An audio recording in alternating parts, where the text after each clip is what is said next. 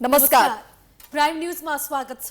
म एलिना केसी र म संगीता कटुवाल। सुरु गरौं अहिलेसम्मका हेडलाइन्सबाट। सप्तकोशीको कटान तीव्र। उदयपुरको बेलाका नगरपालिकाका 2000 भन्दा धेरैलाई सुरक्षित स्थानमा लगियो। 20,000 बासिन्दा जोखिममा, उद्धार जारी।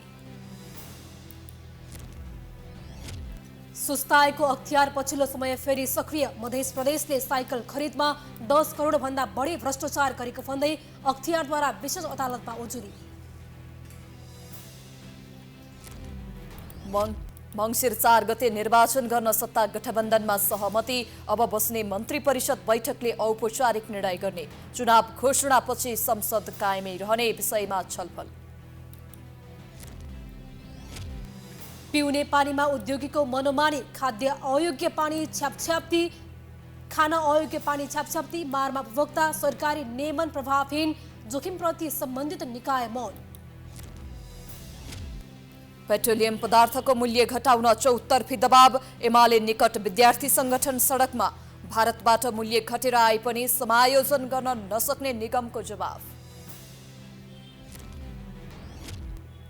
अमेरिकी सभामुख न्यान्सी पेलोसीले ताइवान भ्रमण गरेकोमा चीन आक्रोशित। ताइवानको स्वशासित टापु क्षेत्रमा सैन्य अभ्यास सुरु।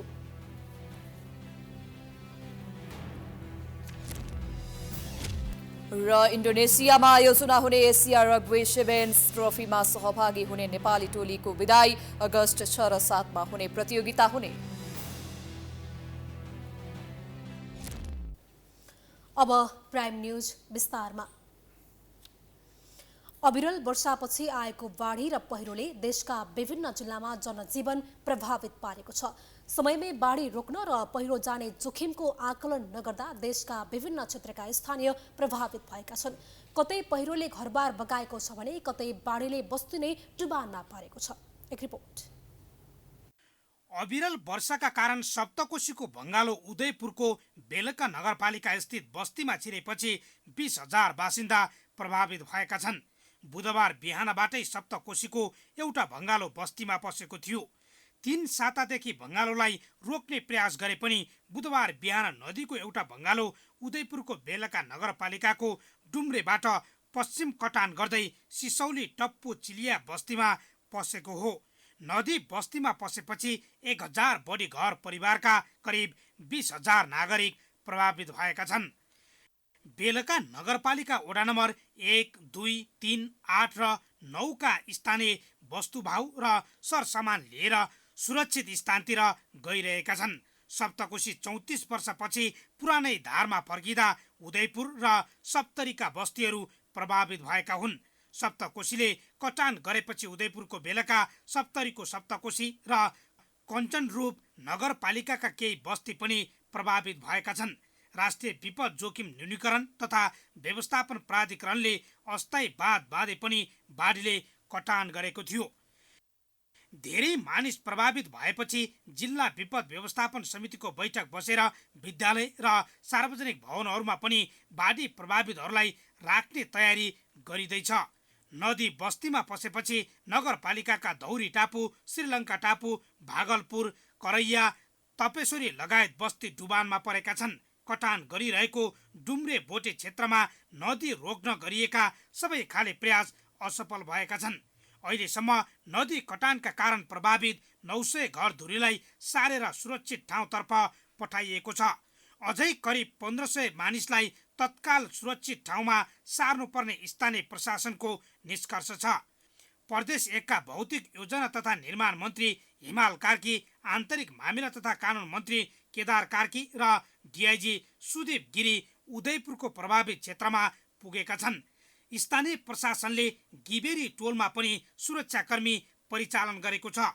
सप्तकोशी र कोशीले कटान सुरु गरेपछि गृह मन्त्रालयले मातहतका निकायलाई जोखिममा रहेका परिवारको स्थानान्तरण, उद्धार र राहतको व्यवस्था गर्न निर्देशन दिएको छ।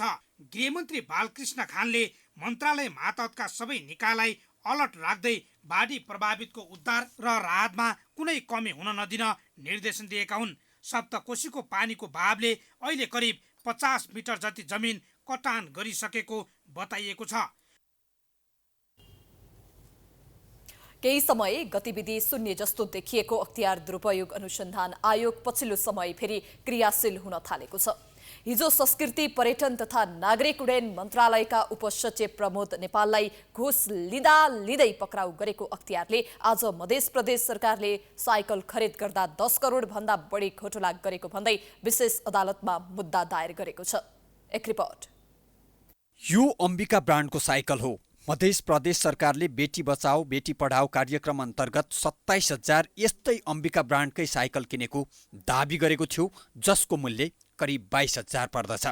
तर तीमध्ये 16,038 थान ब्रान्ड नखुलेको कम्सल साइकल किनेर भ्रष्टाचार गरेको अख्तियारको दाबी छ। प्रदेश सरकारले पहिलो लटमा 17,238 र दोस्रो लटमा 10,000 साइकल खरिद गरेको थियो। साइकल खरिदमा अनियमितता भएको भन्दै अख्तियार दुरुपयोग अनुसन्धान आयोगले मुख्यमन्त्री कार्यालयका कागजात जफत गरेको थियो। सरकारले सार्वजनिक खरिद ऐन अनुसार खरिद गरेको दाबी गर्दै मुख्यमन्त्री लालबाबु राउतले छानबिन प्रक्रियाको विरोध गरेका थिए। सबै साइकल अम्बिका ब्रान्डका किन्ने योजना रहेको र अम्बिका ब्रान्डकै साइकल किनेको दाबी गरिए पनि 16,038 थान ब्रान्ड नखुलेको कम गुणस्तरका साइकल खरिद भएको आयोगको दाबी छ। कम्सल साइकल खरिद गरी प्रदेश सरकारले 10 करोड 33 लाख अनियमितता गरेको आयोगले जनाएको छ।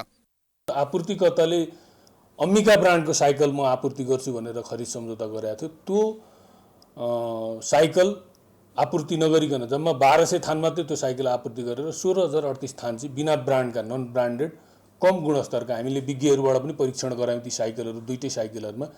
र विज्ञहरूको राय चाहिँ त्यसमा यी पछिल्ला साइकलहरू ब्रान्ड उल्लेख नभएका साइकलहरू चाहिँ कम गुणस्तरको कम सलको कम टिकाउ खालका साइकल भएको हुनाले त्यो सम्बन्धी कुराहरूमा हामीले चाहिँ आयोगको निर्णयअनुसार चाहिँ आज विशेष अदालतमा आरोपपत्र दायर गर्नको लागि पठाएको अवस्था छ।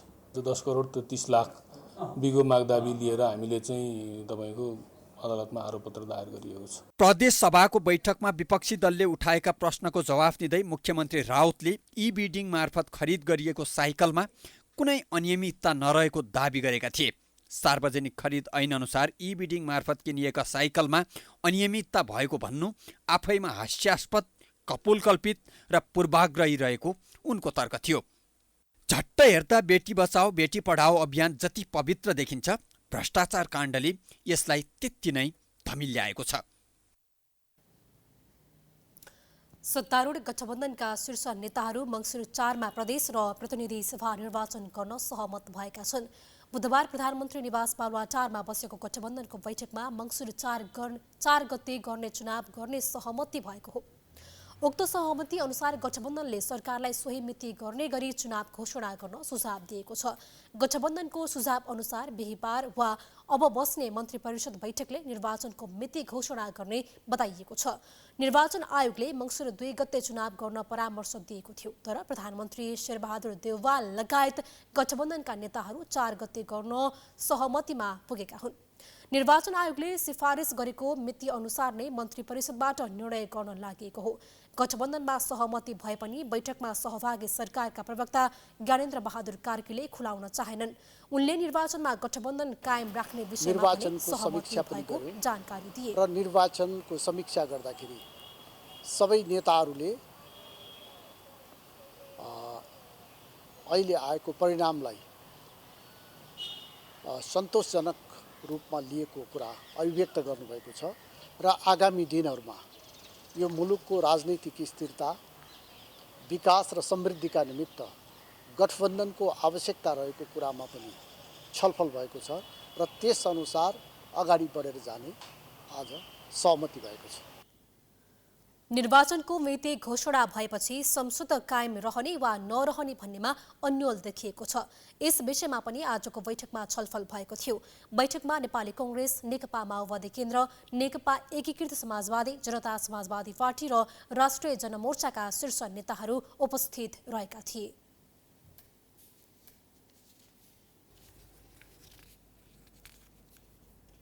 विभिन्न उद्योगले उत्पादन गर्ने 1 लिटरको मिनरल वाटरमा लेदो, रबर, बोराको धागो लगायतका अखाद्य वस्तु भेटिन थालेका छन्। सन्देश मिनरल वाटर, नेवा एभरेजको फ्रेसो मिनरल वाटर देखिएको अखाद्य वस्तुपछि एक्वा अन्ना बोतलको पानीमा पनि लेदो भेटिएको छ। एक रिपोर्ट। यो दृश्य हो प्रज्ञा प्रतिष्ठानको आडैमा रहेको किराना स्टोरमा भेटिएको अखाद्य वस्तु मिसिएको पानी, जहाँ उपभोक्ता अधिकार कर्मी सहितको टोलीले ठूलो परिणाममा पाटन औद्योगिक क्षेत्रभित्र रहेको अन्नपूर्ण इन्डस्ट्रिज कम्पनीले उत्पादन गर्दै आएको एक्वा अन्ना मिनरल वाटरभित्र रहेको अखाद्य वस्तु सहितको पानी फेला पारेको थियो। एकपटक यो दृश्य हेर्नुहोस्।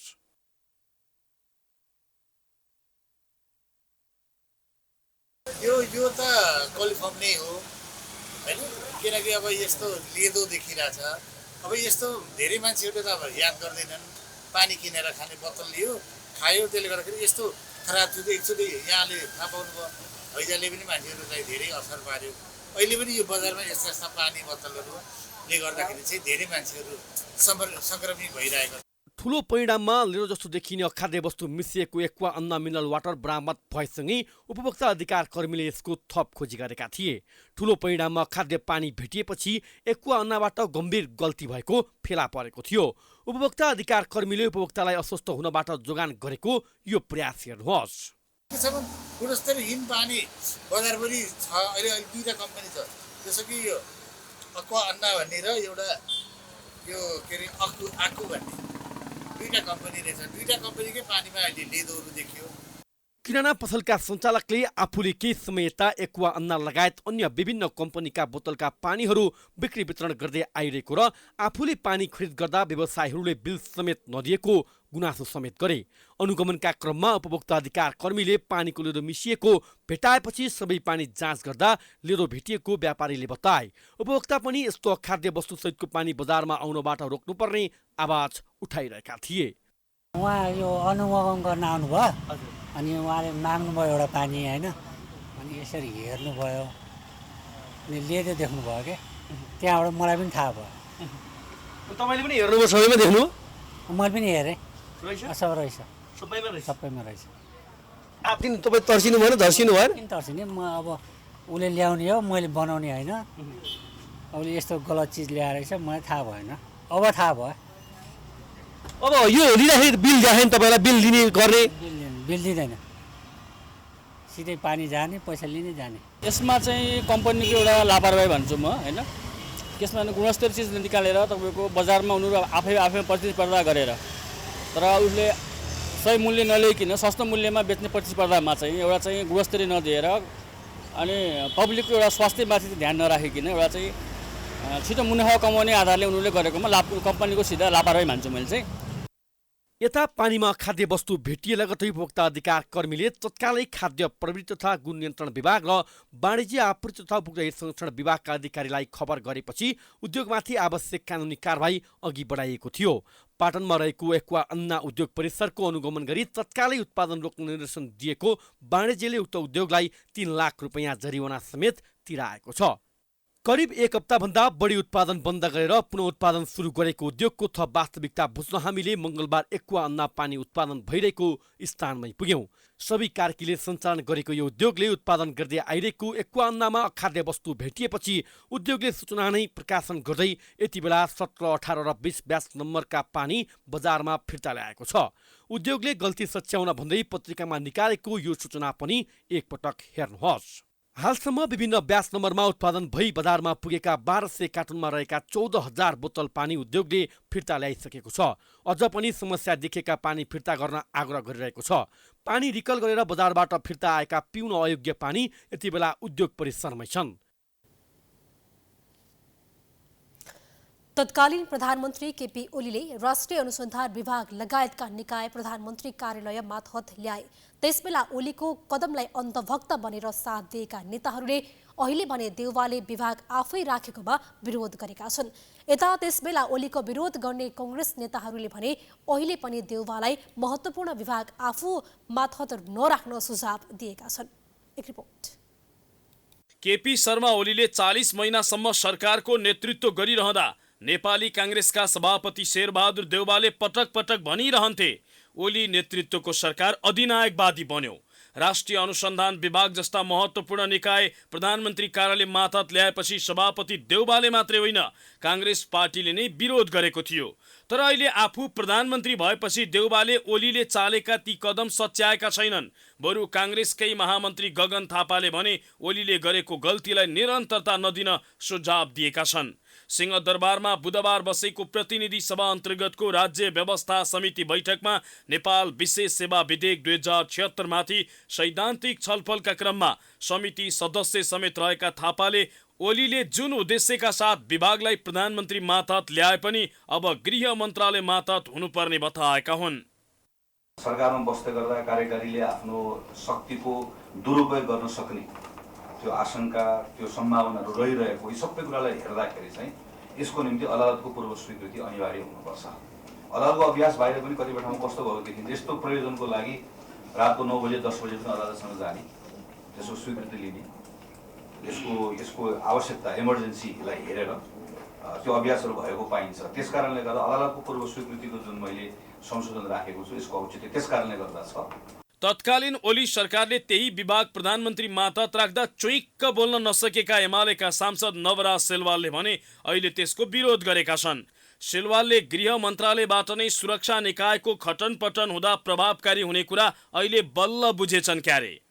प्रधानमन्त्रीको कार्यालयमा भन्दा गृह मन्त्रालयमै राखौँ, गृह मन्त्रालयले र गृहमन्त्रीज्यूले नै अलि बढी समय अलि बढी व्यावसायिकता सहित यसलाई बुझ्न सक्ने स्थिति हुन्छ भनेर हामी गृह मन्त्रालय अन्तर्गत ल्याउँ भनेर प्रस्तावित गरेका छौँ। समितिको बैठकमा सहभागी गृहमन्त्री बालकृष्ण खाँडले राष्ट्रिय अनुसन्धान विभागका विषयमा खुलेर बोल्न सकेनन्। प्रधानमन्त्री देउबाका विश्वासपात्र खाँडले बोल्न सक्ने कुरा पनि भएन। उनले केवल समितिमा आएका सुझावलाई आवश्यकता अनुसार कानुनमा राख्ने आश्वासन दिए। आम नागरिकलाई पनि कसरी सुरक्षा प्रदान गर्ने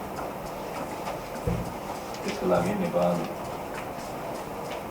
हुने गतिविधिलाई सूक्ष्म रूपमा अध्ययन पनि गर्नुपर्ने र समयमै सूचनाहरू प्राप्त गर्नुपर्ने र सुरक्षाको समुचित प्रबन्ध गर्नुपर्ने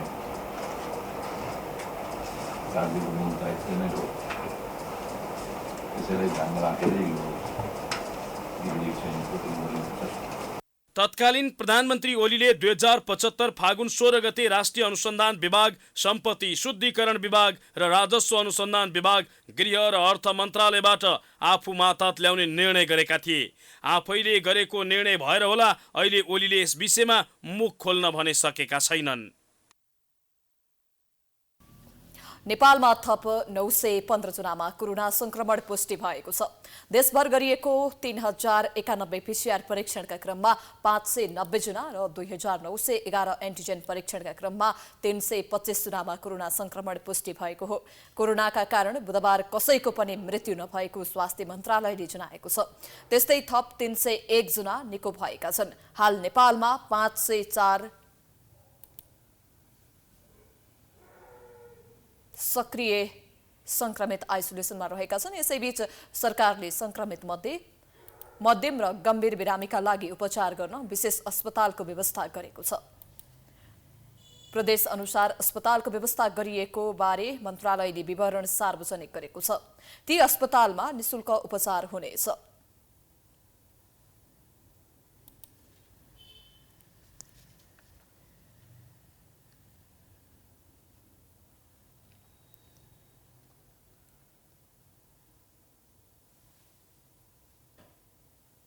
कोभिड-19 संक्रमणको मध्यम र गम्भीर अवस्था भएका बिरामीहरूको निशुल्क उपचारको लागि विशेष अस्पतालहरूको व्यवस्था गरेको छ।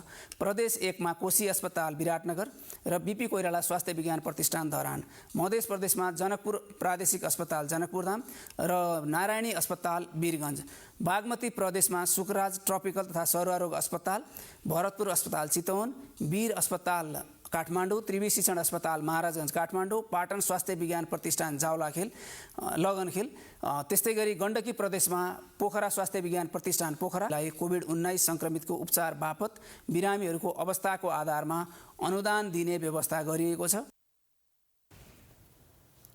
हाल नेपालमा 5,433 सक्रिय संक्रमित आइसोलेसनमा रहेका छन्। त्यस्तै विगत 24 घण्टामा 55,559 जनाले कोरोना विरुद्धको खोप पनि लगाएका छन्।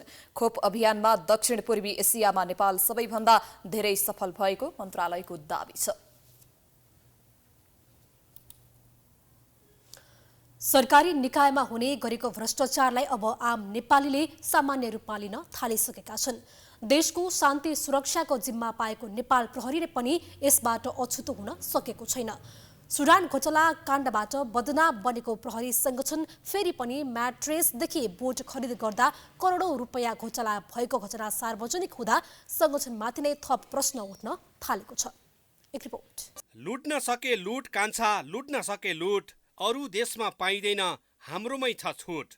गायक पशुपति शर्माले नेपालको सरकारी निकायमा हुने गरेको भ्रष्टाचारलाई लक्षित गरेर यो गीत तयार गरेका थिए।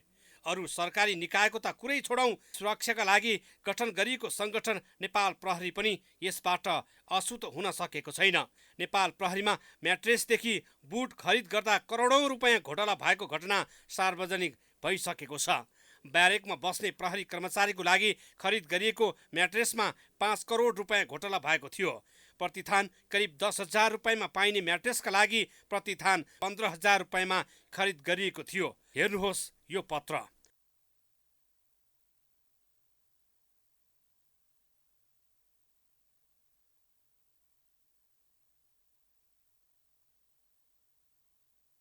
गत असार 15 गते नेपाल प्रहरीको प्रशासन विभाग अन्तर्गतको आर्थिक प्रशासन तथा प्रबन्ध निर्देशनालयले जारी गरेको परिपत्रमा एउटै ठेकेदार कम्पनीबाट मात्रै म्याट्रेस खरिद गर्न भनिएको छ। उक्त परिपत्रमा म्याट्रेस खरिदका लागि JMBD इन्टरनेसनल नामक कम्पनीलाई छनौट गरिएको र उक्त कम्पनीले प्रदान गर्ने म्याट्रेसका लागि भ्याट बाहेक प्रतिथान 13,274 रुपैयाँ र भ्याट सहितको मूल्य 15,000 कायम गरिएको भनी परिपत्र पठाइएको छ। जहाँसम्म कि प्रहरीले 15,000 हालेर खरिद गरेको म्याट्रेसको गुणस्तर र बजार मूल्य 10,000 मात्रै पर्ने गर्दछ। यसै गरी TSM बुट खरिद गर्दा बजार मूल्यभन्दा दोब्बर मूल्य तिरेको पाइएको छ। कर्नवाल बिजनेस ट्रेडर्सको नाममा पोर्डन सुज लिमिटेडबाट उत्पादित फाइटर सुज किन्दा लागत मूल्यभन्दा दोब्बर मूल्य परेको तथ्य सार्वजनिक भएको हो। बजारमा 1,500 रुपैयाँ पर्ने बुट नेपाल प्रहरीले 2,650 रुपैयाँ तिरेको छ। 13 करोड 50 लाख रुपैयाँ बराबरको बुट गुपचुप रूपमा खरिद गरी वितरण गरिएको थियो। यसो गर्दा नेपाल प्रहरीले 6 करोड रुपैयाँ भन्दा बढी घाटा लागेको छ। अन्य सरकारी निकायमा जस्तै प्रहरी संगठनमा पनि संस्थागत भ्रष्टाचार मौलाइरहेको पुष्टि यी दुई घटनाले गरेको छ। यस्ता घटना सार्वजनिक हुँदा राजनीतिक नेतृत्वसँगै संगठन पनि बदनाम हुनुका साथै शान्ति सुरक्षामा समेत गम्भीर प्रश्न उठ्ने गरेको पूर्व प्रहरी अधिकृतहरू बताउँछन्। पोलिटिक्स भन्ने बित्तिकै सबैले छिची गर्ने अवस्थाहरू भयो र जहाँ पनि उनको हस्तक्षेप हुन थाल्यो र प्रहरीले पनि के भन्नु पुलिसमा हस्तक्षेप हुनु चाहिँ म के भन्छु भने हामी सदस्यको पनि रोल त्यत्तिकै छ। किन हामी आफैले गयौँ हस्तक्षेप गर्दै भनेर प्लस हस्तक्षेप गरेर पनि गर्यो। त्यही कारण यसमा चाहिँ नि म पुलिसको हस्तक्षेप भन्ने कुरामा चाहिँ म पोलिटिकल पार्टीलाई म दोष दिन्न, हामी पनि दोषी छौँ। किन पुलिसका सदस्य जो छौँ आफै गयो आफ्नो लागि आफू हुनको लागि जे पनि हुन्छ मलाई भन्ने भएपछि यी हस्तक्षेप बढ्ने बित्तिकै पोलिटिकल पार्टीको आफ्नो फाइदाको लागि उनले जे भन्यो त्यो कुरा मैले हुन्छ भनेपछि जाने भयो अवस्था। तर यो जाँदैन राम्रो। यो तर एउटा कुरा के भने पुलिस बिग्रियो भनेर हामीले चित्त दुखाउनु भन्दा पनि भोलि राष्ट्र कहाँ जान लागेको छ चित्त दुखाउनु पर्छ। राष्ट्र कहाँ जान लाग्यो मेरो भनेर सोच्नु पर्छ सबले। प्रहरीले खरिद गर्ने हरेक सामान गुणस्तरहीन हुन थालेपछि यसको खरिद प्रक्रियामै प्रश्न उठ्न थालेको छ। यसअघि नेपाल प्रहरीभित्र सुडान घोटाला काण्ड नेपालको चर्चित र ठुला भ्रष्टाचार मध्ये एक हो। नेपाल प्रहरीको शान्ति मिसन यसै घटनाका कारण बन्द छ। यस्ता भ्रष्टाचारका घटनाले सिङ्गो प्रहरीलाई नै बदनाम गराइरहेको छ। सशस्त्र द्वन्द्वको घाउ अझै पनि आलै छ। पीडितले न्याय पाउन सकेका छैनन्। द्वन्द्वको नेतृत्व गरेका प्रचण्ड र बाबुराम भट्टराई प्रधानमन्त्री भइसके पनि पीडितले न्याय पाउन सकेका छैनन्। सरकारले पनि द्वन्द्वकालीन घटनालाई सम्बोधन गर्न भन्दै संसदमा विधेयक दर्ता गराएको छ। तर राजनीतिक दलको इच्छा शक्तिको अभावमा शान्ति प्रक्रियाका काम टुङ्गिन भने सकेको छैन। एक रिपोर्ट। सरकारले द्वन्द पीडितलाई न्याय दिने भन्दै 2071 सालमा सत्य निरूपण तथा मेलमिलाप र बेपत्ता पारिएका व्यक्तिको छानबिन गर्न बेग्ला बेग्लै 2 आयोग बनाएको थियो। सत्य निरूपण तथा मेलमिलाप आयोगमा मात्र व्यक्ति हत्या, अङ्गभङ्ग, अपाङ्ग भएका बलात्कार लगायत 63,718 वटा उजुरी परेका छन्। यसै गरी 2,506 जना बेपत्ता पारिएका व्यक्ति रहेको आयोगको तथ्याङ्क छ। द्वन्द पीडितको समस्या समाधान गर्न राज्यले 8 वर्ष अघि नै आयोग बनाए पनि राजनीतिक दलको इच्छा शक्तिको अभावमा आयोगले प्रभावकारी रूपमा काम गर्न सकेन। पछिल्लो पटक सरकारले संसदमा दर्ता गराएको संक्रमणकालीन न्याय संशोधन गर्न बनेको विधेयकमा मानव अधिकारको उल्लङ्घन र मानव अधिकारको गम्भीर उल्लङ्घन भनी 2 भागमा विभाजन गरिएको छ। आयोगका पूर्व सदस्य डाक्टर मञ्चला झाले मानव अधिकारको उल्लङ्घन मात्र भनेर गम्भीर प्रकृतिका घटना गराउनेलाई राज्यले उन्मुक्ति दिन नहुने बताएकी छन्। नेपालमा 2052 फागुन 1 देखि 2063 मङ्सिरसम्म जुन भयो सशस्त्र द्वन्द्व, त्यसलाई मात्र सम्बोधन गर्नका लागि यो आयोग गठन भएको हो र यी भित्र भएका घटनाहरूलाई यो आयोगले छिनोफानो गर्छ र त्यसमा तपाईको जस्तै अब जुन घटना गम्भीर प्रकृतिका मानव अधिकार उल्लङ्घनका घटना छैनन् भने त्यसमा क्षमादान र मेलमिलाप पनि दिनै पर्छ। Reconciliation is one of the most important part, धेरै यसको महत्त्वपूर्ण एउटा पाटो हो। तर अब गम्भीर प्रकृतिका मानव अधिकार उल्लङ्घनको घटनामा पनि यदि क्षमादान दिन थाल्यो भने अथवा मेलमिलाप गर्यो भने त्यो त पीडितको भनौँ न एउटा पीडामाथि झन् चाहिँ नुन छर्किनु जस्तो भयो के, मलाई त्यस्तो लाग्छ। बेपत्ता पारिएका व्यक्तिको छानबिन आयोगका पूर्व सदस्य प्राध्यापक डाक्टर विष्णु पाठकले राज्यको उदासीनताका कारण पीडितले अहिलेसम्म पनि न्याय पाउन नसकेको बताएका छन्। एउटा नियम ऐन नियम कानुन कर्मचारी दिनुपर्ने रकम पैसा जति दिनुपर्ने त्यो कुरा नदिकन अनि आफ्ना मान्छे राख्ने अनि मेरा विरुद्धमा चाहिँ उजुरी परेको छ कि त्यसलाई भरिसक चाहिँ हटाउनु है भने जस्ता कर्मचारीहरू मान्छेहरू कार्यकर्ता पठाएर कसरी संक्रमणकालीन न्याय पूर्ण हुन सक्छ होला र। तत्कालीन माओवादीले 2052 साल फागुन 1 गतेदेखि सुरु गरेको द्वन्द्व 2063 मङ्सिरमा राष्ट्रसङ्घको मिसन टोली अनमिनको रोबहरमा अन्त्य भएको थियो। तर राज्यले द्वन्द पीडितको घाउमा मलम लगाउन नसक्दा झन पेचिलो बन्दै गएको छ। 6 महिनाभित्र टुङ्ग्याउने भनिएको शान्ति प्रक्रियाका अधुरा काम राजनीतिक स्वार्थका कारण लम्बिरहेको छ भने पीडितले न्याय पाउन सकेका छैनन्। संघीय राजधानी काठमाडौँ यति बेला फोहोरले गन्याएको छ भने सडक पेटीमा राखिएका अव्यवस्थित पार्किङले दुर्घटनाको जोखिम पनि बढाएको छ।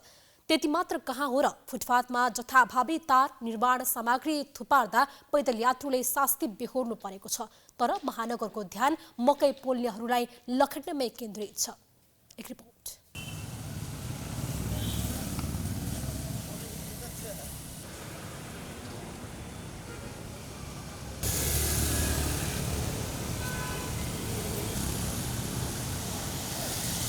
यो दृश्य हो काठमाडौँको हात्तीसारको। 1 महिनाभन्दा बढी समयदेखि यसरी सर्वसाधारण हिँड्ने सडकमा तारहरू अस्तव्यस्त तरिकाले राखिएको छ।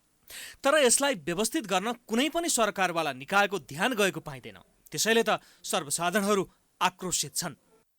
यो खास चाहिँ नि विद्युत प्राधिकरणको त त्यो छँदैछ, तर चाहिँ यो अरूले पनि एनसिएल यिनीहरूले चाहिँ मेन त हेर्न पनि यिनीहरूले एउटालाई दोष लाउँछ, एउटाले दोष लाउँछ, दुईजनाकै ऊ हो चाहिँ खास चाहिँ अब एनसिएलहरूले पनि तिनीहरूले एनटिसीहरू तिनीहरूले पनि त सरकारी निकायले पनि राउँडसाउ गर्नुपर्ने हो, हेर्नुपर्ने हो। यो यहाँ हिँड्दा अब मान्छे चाहिँ यहाँ कतिजना लडिसक्यो। अब यस्तो त यहाँ मात्रै होइन, जुनै ठाउँमा पनि त्यस्तै हो। हात्तीसारो मात्र होइन, काठमाडौँको जुनसुकै स्थानमा यसरी तारहरू अव्यवस्थित रहेको पाइन्छ, जसले गर्दा एकातिर सहरलाई कुरूप बनाएको छ भने अर्कोतिर सर्वसाधारणहरूले शास्ति मात्र होइन जोखिम पनि बेहोर्नु परेको छ। यो बाटोमा एकदम यो छरपष्ट तार भएर चाहिँ होइन यो पब्लिकलाई चाहिँ एकदमै दुःख भइरहेछ क्या। अब हिँड्न गाह्रो, अब बाटोमा हिँड्दा अल्झेर लड्यो भने होइन, त्यही भएर यो अब प्राधिकरणले अब सरकारले जसले भयो नि यो चाहिँ हटाइदिएर यहाँ अलिकति हिँड्नलाई अलिकति व्यवस्थित चाहिँ बनाइदिनु पर्यो। यो धेरै नै दुःख भइरहेछ क्या सबैलाई हिँड्नलाई अल्झिने। अब ल अहिले दिउँसो हिँड्दा अल्झिन्छ, राति हिँड्दा त झन् अल्झिन्छ नि होइन। त्यही भएर कहिलेकाहीँ अब यो सफा चाहिँ एकदम मजाले गरिदिनु पर्यो भन्ने लाग्छ। काठमाडौँ महानगरपालिका र नेपाल विद्युत प्राधिकरणले तार व्यवस्थापन गर्नलाई जति काम गर्नुपर्ने हो त्यति काम गर्न सकेको पाइँदैन। सहरलाई व्यवस्थित गर्न र सर्वसाधारणलाई जोखिम मुक्त बनाउन सम्बन्धित निकायले सोच्न ढिला भइसकेको छ। काठमाडौँका हरेक गल्लीहरूमा तारहरू अव्यवस्थित तरिकाले झुन्डिरहेको अवस्थामा देखिन्छन्। बाटो होस् अथवा कुनै नाली, अहिले पनि हामीले देख्न सक्छौँ हरेक क्षेत्र अथवा हरेक ठाउँमा तारहरू यसरी नै बाटोमै रहेका छन्। तर कुनै पनि क्षेत्र अथवा कुनै पनि निकायको यहाँ चाहिँ ध्यान छैन। प्राइम टाइम्स टेलिभिजनका लागि क्यामेरामा मिलन प्रजापतिका साथ रेमन नेपाली, काठमाडौँ। अब बिजनेस न्यूज।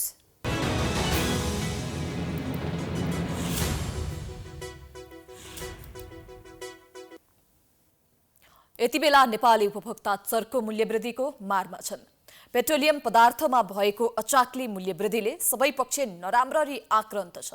तर पछिल्लो समय भारतमा पेट्रोलियम पदार्थको मूल्य घट्दा पनि सरकारले मूल्य नघटाएको प्रति उपभोक्ता रुष्ट छन् भन्ने सडकमा पनि जोडतोडले आवाज उठेको छ। एक रिपोर्ट। नेपाल आयल निगमले हालको मूल्यभन्दा करिब 32 रुपियाँ घटीमा पेट्रोलियम पदार्थ आयात गरिरहेको छ। तर आम सर्वसाधारण भने उही चर्को मूल्यमा पेट्रोलियम पदार्थ खरिद गरी उपभोग गर्न बाध्य छन्। पेट्रोलियम पदार्थको मूल्य वृद्धि हुँदा त्यसका उपभोगकर्ता मात्रै प्रभावित छैनन्, गरिब निमुखा जनता पनि उत्तिकै चपेटामा परेका छन्। उनीहरूको चुलोमा समेत त्यसको प्रत्यक्ष असर पर्दै आएको छ। नुनदेखि सुनसम्म, गाडीदेखि साडीसम्म चर्को मूल्य वृद्धि भइरहेको छ। हरेक वस्तुको मूल्य वृद्धिले अहिले आम नागरिक बाँच्नै नसक्ने अवस्थामा पुगेको गुनासो गर्न थालेका छन्। हामी जस्तो स्टुडेन्टले चाहिँ अब आफ्नो साधन हुँदा पनि अब पहिला त ठिकै थियो, अहिलेको टाइममा चाहिँ अब आफैले बिहोर्दाखेरि सबै कुराहरू एकदम गाह्रो भइरहेको छ।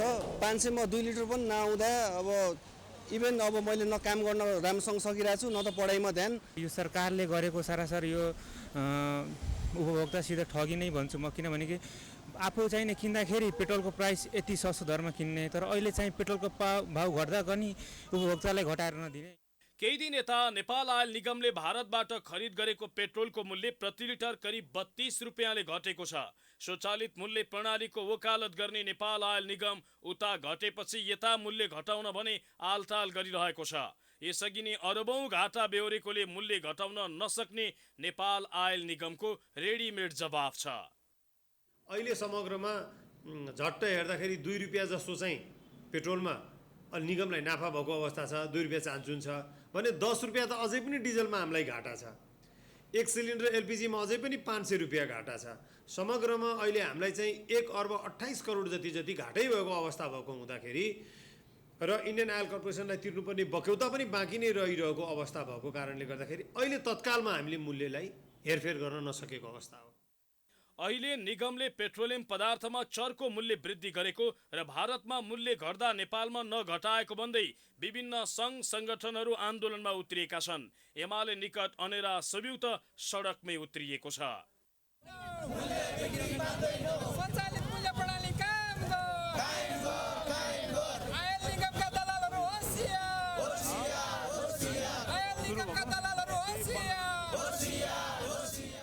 पेट्रोलियम पदार्थको विकल्प विद्युतीय सवारी साधन सञ्चालनका लागि आवश्यक स्रोत साधन निर्माण गर्नुको सट्टा सरकार भने मूल्य वृद्धि भए खपत कम गर्न आग्रह गर्दै केवल मूक दर्शक बनेर बसिरहेको छ। पेट्रोलियम पदार्थका लागि अन्तर्राष्ट्रिय बजारमा निर्भर हुनुपर्ने बाध्यताका कारण आम नागरिक चर्को मूल्य वृद्धिको चपेटामा परिरहेका छन्।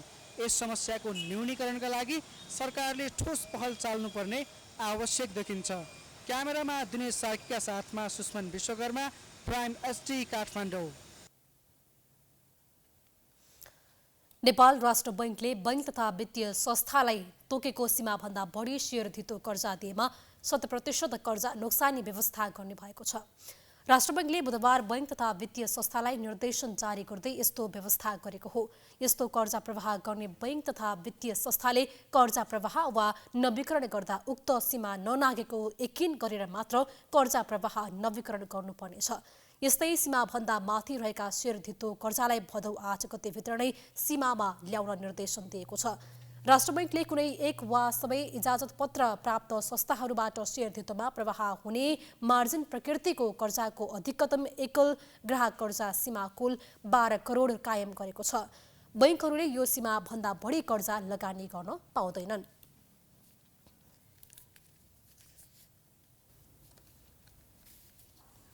नवलपरासी सुस्ताका मिटर ब्याजे पीडितहरूले पुनः माइती घरमा धरना दिएका छन्। यसअघि गृह मन्त्रालयसँग भएको वार्तापछि 16 दिनसम्मको धरना स्थगित गरेर घर फर्केका उनीहरूले पुनः काठमाडौँको माइती घरमा धरना दिएका हुन्।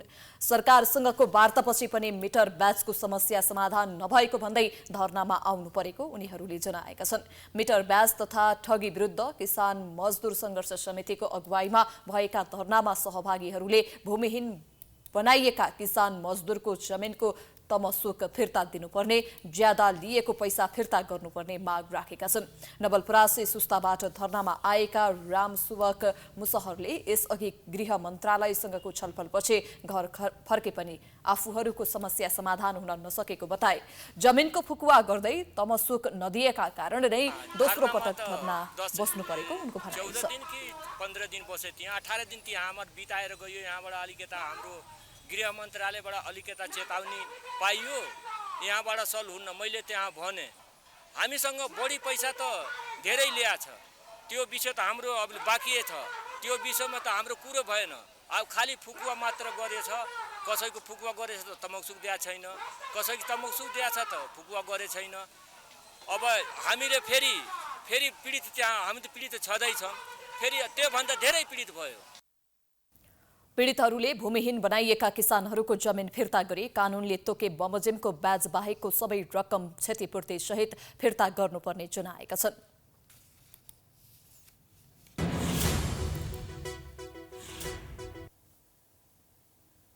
इन्डोनेसियामा आयोजना हुने एसिया रग्बी सेभेन्स ट्रफीमा सहभागी हुने नेपाली टोलीलाई विदाई गरिएको छ।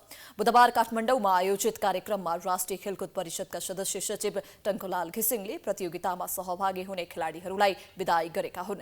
इन्डोनेसियाको जर्कातामा अगस्त 6 र 7 मा प्रतियोगिताका लागि नेपाल रग्बी संघको 12 सदस्यीय राष्ट्रिय महिला टोली तथा 6 जना अफिसियलहरू त्यसतर्फ जानेछन्।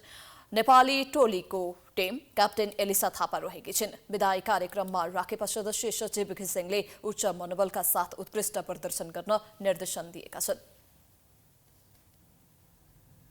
धेरै सीमाहरूको बीचमा त छ, यो रग्बी मात्र होइन सिङ्गै नेपाली खेलकुद छ, त्यसबीचमा धेरै व्यवस्थापन गर्ने कोसिस पनि भइराखेकै छ। त्यही स्वरूप अहिले विभिन्न नयाँ ढोकाहरू पनि खुलिराखेकै छ। खास गरिकन यो खेलको सन्दर्भमा चाहे त्यो नौ राष्ट्रिय खेलकुदको होस्, चाहे त्यो विभिन्न अन्तर्राष्ट्रिय अफिसियल प्रतियोगिताहरू खेलकुदहरूमा होस्, चाहे अब आउन लागिराखेको 14औं दक्षिण एसियाली खेलकुद होस्, त्यसमा पनि करिबन नजिक पुगिसकेको छ यो खेल। प्रतियोगितामा नेपालका साथै भारत, इन्डोनेसिया, सिङ्गापुर, युएई, मङ्गोलिया र गुआम देशका महिला खेलाडीहरूले भाग लिनेछन्। प्रतियोगिता राउन्ड रोबिन आधारमा खेलाइने रग्बी संघले जानकारी दिएको छ।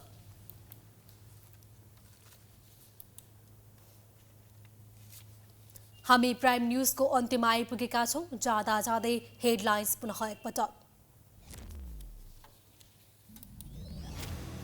सप्तकोशीको कचान तीव्र। उदयपुरको बेलका नगरपालिकाका 2000 भन्दा धेरैलाई सुरक्षित स्थानमा लगियो। 20,000 बासिन्दा जोखिममा, उद्धार जारी। सुस्ताएको अख्तियार पछिल्लो समय फेरि सक्रिय। मध्य प्रदेशले साइकल खरिदमा 10 करोड भन्दा बढी भ्रष्टाचार गरेको भन्दै अख्तियारद्वारा विशेष अदालतमा उजुरी। मङ्सिर 4 गते निर्वाचन गर्न सत्ता गठबन्धनमा सहमति। अब बस्ने मन्त्री परिषद बैठकले औपचारिक निर्णय गर्ने। चुनाव घोषणापछि संसद कायमै रहने विषयमा छलफल। पिउने पानीमा उद्योगीको मनोमानी। खान यो अयोग्य पानी छ्याप्छ्याप्ती। मारमा उपभोक्ता सरकारी नियमन प्रभावहीन। जोखिमप्रति सम्बन्धित निकाय मौन। पेट्रोलियम पदार्थको मूल्य घटाउन चौतर्फी दबाव। एमाले निकट विद्यार्थी संगठन सडकमा।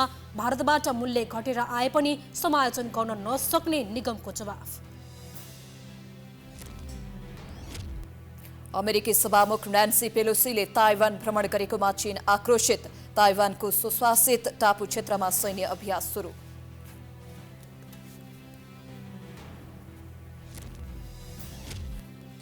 र इन्डोनेसियामा आयोजना हुने एसिया रग्बी सेभेन्स ट्रफीमा सहभागी हुने नेपाली टोलीको विदाई। अगस्त 6 र 7 मा प्रतियोगिता हुने।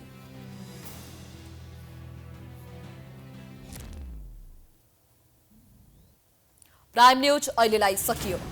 यसपछिको प्रस्तुति कार्यक्रम जनता जान्न चाहन्छन् ऋषि धमलाको साथमा। हेर्दै गर्नुहोला प्राइम टाइम्स एचडी। नमस्कार।